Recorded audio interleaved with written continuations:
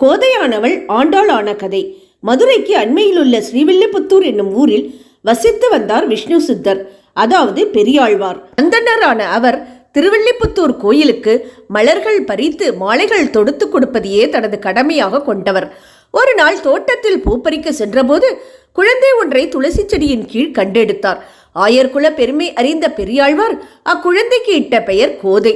இளம் வயதிலேயே கண்ணன் மீது மிகுந்த பக்தி உணர்வு கொண்டவராகவும் தமிழில் நல்ல திறமை கொண்டவராகவும் இருந்தார்.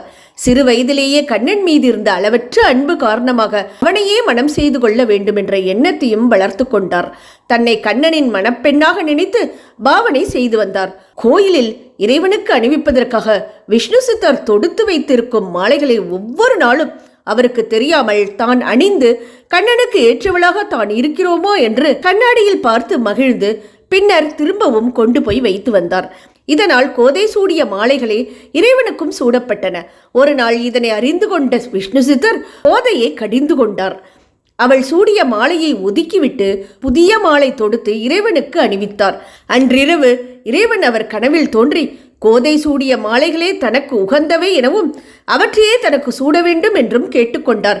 இதனாலேயே சூடிக் கொடுத்த சுடர்கொடி என்றும் இறைவனையே ஆண்டவள் என்ற பொருளில் ஆண்டாள் என்றும் போற்றப்படுகிறார். கோதை மணவயதை அடைந்த பின்னர் அவளுக்காக செய்யப்பட்ட திருமண ஏற்பாடுகளை மறுத்து திருவரங்கம், அதாவது ஸ்ரீரங்கம் கோயிலில் உள்ள இறைவனையே மணப்பதென்று பிடிவாதமாக இருந்தார். என்ன செய்வதென்று அறியாது கவலையுடன் இருந்த விஷ்ணு சித்தருடைய கனவில் தோன்றிய இறைவன் கோதையை மணப்பெண்ணாக அலங்கரித்து திருவரங்கம் கோயிலுக்கு அழைத்து வருமாறு பணிந்தார். குறித்த நாளன்று கோயிலுக்கு அழைத்துச் செல்லப்பட்ட கோதை கருவறைக்குள் சென்று இறைவனுடன் கலந்து விட்டாள். இதுவே ஆண்டாள் வரலாறு ஆகும். 6ஆம் நூற்றாண்டு முதல் 9ஆம் நூற்றாண்டு வரை வைணவ சமயத்தில் ஆழ்வார்கள் 12 பேர்களால் இயற்றப்பட்டது திவ்ய பிரபந்தம்.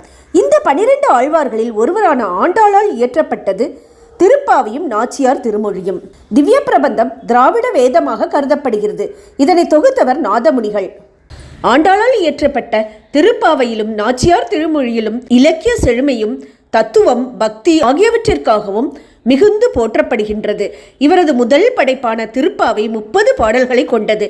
இத்திருப்பாவையில் ஆண்டாள் தன்னை ஆயர்பாடியில் வாழும் கோபிகையாக நினைத்து கொண்டு பாடப்பெற்ற பாடல்களின் தொகுப்பாகும். அந்த தொகுப்பை தான் நாம் இன்றும் மார்கழி மாதத்தில் 30 நாட்களும் பாடிக்கொண்டிருக்கிறோம்.